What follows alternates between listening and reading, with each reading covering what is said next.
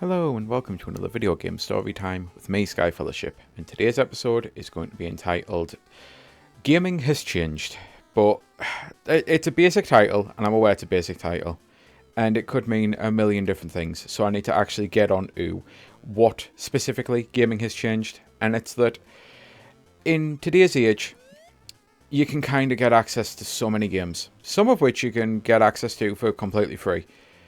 You have so much choice that you're not stuck playing things that are kind of bad games. As a kid, I actually kind of liked Alfred Chicken. I'd never played many games like this before. It was one of the few games I actually had on the Game Boy. And I kind of recognized back then that it was kind of a bad game. And it had major issues.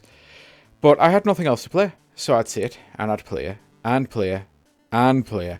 And eventually I got so good that I think I was one level away from finally being able to beat the game. And it was definitely something that I'd pick up every now and then, and I'd just play through the first few levels that I'd kind of memorized fully how to do.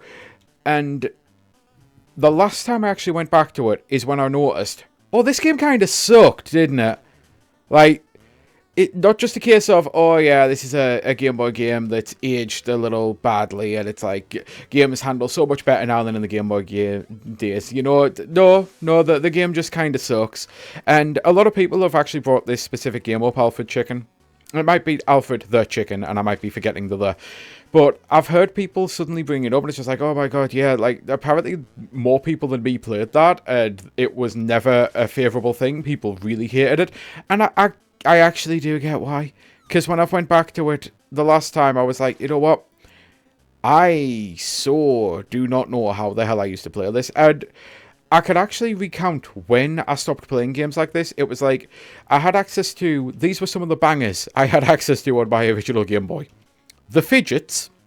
If you've even heard of that, I will be astonished. It was a game where you played as a short, rotund mouse. I think they were mice. And a tall, lanky mouse. And it was essentially like The Lost Vikings. It was a puzzle game where you had to figure out which character to control when.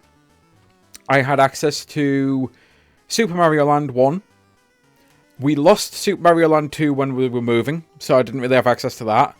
I can't remember most of the games, but I know fine well we had access to Mortal Kombat 1, and I think 2 was on the same cartridge.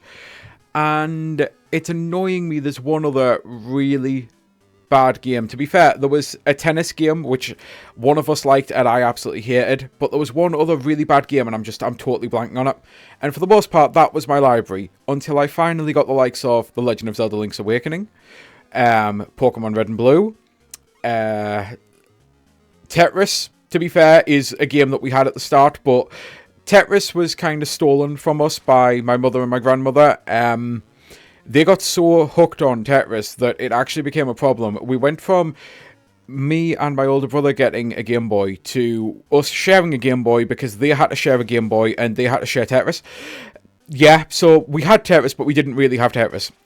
And I eventually, as I say, I got like Link's Awakening, I got Pokemon, I got Wario Land, Super Mario Land 3, which was absolutely brilliant game. I did eventually get some really good Game Boy games, but for the most part, it was Mario Land 1, Tetris, but not really, Alfred Chicken, Fidgets, the one game I can't remember, and Mortal Kombat, which it might have been that, I'm trying to remember if Mortal Kombat 1 and 2 were on the same cartridge, or if we actually had Mortal Kombat 1, Mortal Kombat 2, and there was a different cartridge on Mortal Kombat 1's cartridge, and it might have been something like Pit Fighter. It was a really bad selection of games, and it's all I had though, as a portable access, like to be able to play games on the go.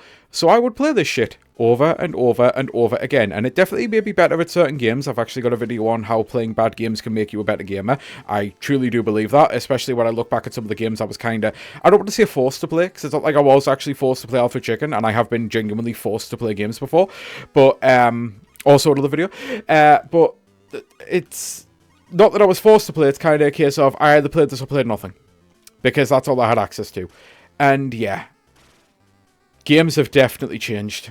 Because the fact that now I never have to play anything like this again, and the moment I put it on, if I'm like, you know what, I'm really hating this, I've got access to so many other games in my library. And not just games in my library, but games in Like, games that I can actually just go and buy. Like, I'm not saying I can afford absolutely everything, no one can, but if I was absolutely that desperate, if I was ever at the point of, I've got nothing to play, I could put Steam on, or the Nintendo eShop, or anything, and have a game in my basket, in my cart, downloaded inside a half hour, easily, you know. It's just so bizarre that all of that has happened with gaming. And I'm grateful for it, I am, and it definitely comes with its own issues.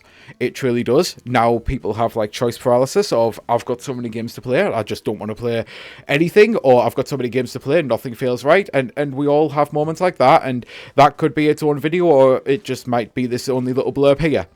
But at the same time, it's still so much better to be able to not have to play something that's really bad like this, to get to the point where I can actually go, you know what, I'm really hating playing this, so I'm just going to actually go play something else. I'm going to play literally anything else, and be able to put on a Super Meat Boy 3D that just came out, be able to put on a Wolverine, which is about to come out, you know, be able to put on a Soul Blade, a Soul Calibur, a Street Fighter, just anything at all, because I've got so much more availability to games than I ever had as a kid.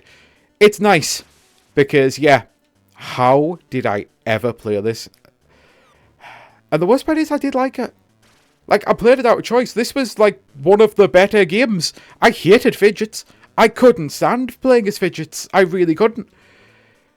So this was an active choice.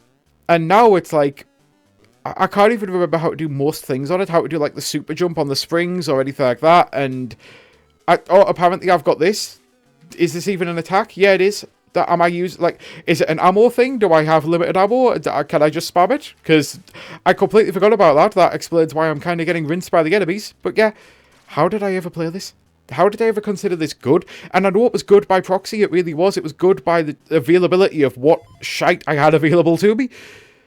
But yeah, no wonder I stopped playing it when I got access to Link's Awakening, to Pokemon, to Wario, to Mario Land 2, to just, like, so many amazing games. And then the Game Boy Color came out, and Link's, like, I had Oracle of Ages and Seasons, and really good Bomberman games, and just, yeah. And then we got the Game Boy Advance. And now I've got a Switch 2 that plays games from, like, 30 years of gaming, 40 years of gaming, to be fair, from the NES all the way up to the Switch. Gaming hasn't half changed, and it's definitely changed for the better.